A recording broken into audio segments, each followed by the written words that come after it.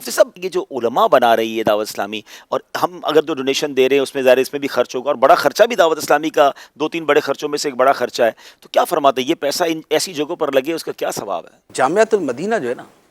یہ سب پر فائق ہے، واہ کیونکہ ایک عالم جو ہے اس کا جو فیضان ہے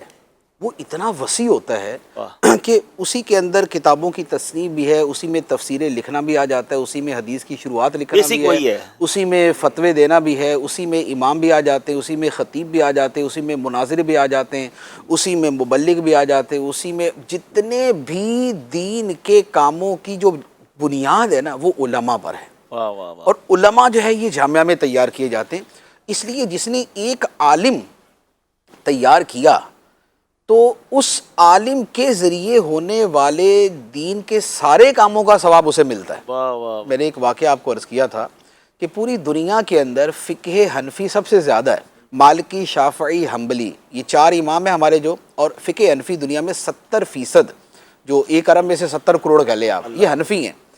یہ حنفی کیسے بنے؟ یہ حنفی بنے امام ابو یوسف رحمۃ اللہ علیہ کی وجہ سے، اللہ کیونکہ بادشاہ ہارون رشید کے جو چیف جسٹس تھے، قاضی القضات تھے، وہ امام ابو یوسف تھے، اور دنیا بھر میں جو حکومت تھی، اسلامی حکومت، اس کے جو فرما روا تھے وہ ہارون رشید بادشاہ تھے، ٹھیک ہے لہذا قاضی القضات یہ تھے، تو انہی کے ذریعے قاضی جو ہے وہ ہر جگہ پر اپوائنٹ کیے گئے، اور انہی کے ذریعے احکام سارے جاری ہوئے۔ اور یہ جو امام ابو یوسف رحمۃ اللہ علیہ ہیں، یہ جو تیار ہوئے تھے، ان پر بھی کسی نے خرچہ کیا تھا۔ ہائے ہائے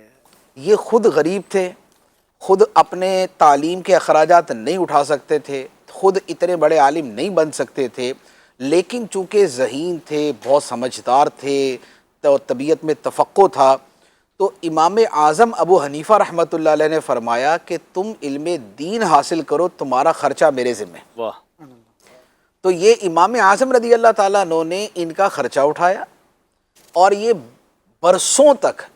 امام اعظم کے پاس پڑھتے رہے، اور جتنا عرصہ یہ پڑھتے رہے انہیں کبھی بھی اخراجات کے اندر پرابلم نہیں ہوئی، کیونکہ امام اعظم ان کا خرچہ اٹھا رہے تھے۔ سبحان اللہ تو یہ پوری توجہ کے ساتھ حصول علم دین میں مشغول رہے، اور اس کے بعد یہ ہوا کہ پھر یہ قاضی القضات بنے، اور دنیا میں 70% حنفی بشمول ہمارے، واہ بشمول میرے، آپ کے، ہم سب جو بیٹھے ہوئے، یہ امام ابو یوسف رحمۃ اللہ علیہ کا فیضان، اور امام ابو یوسف رحمۃ اللہ علیہ کے علم دین میں جو معاونت کی تھی وہ امام اعظم نے کی تھی۔ امام اعظم کی وہ ایک معاونت جو ہے وہ کروڑوں لوگوں تک وہ کام سب کا جو ثواب ہے ہائے ہائے وہ امام اعظم رضی اللہ تعالیٰ عنہ کو وہ ملے گا، پیسہ ایسا خرچ ہوا وہ پیسہ۔ اللہ تو علم دین کا معاملہ یہی ہوتا ہے کہ دیکھیں،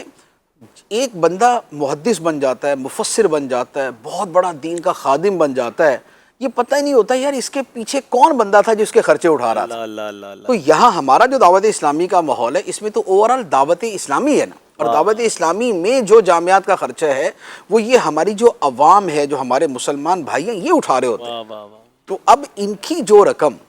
علماء کی اس پروڈکشن کے اوپر خرچ ہوتی ہے، تو وہ سارے کا سارا ثواب جو ہے وہ ان کو مل رہا ہوتا ہے۔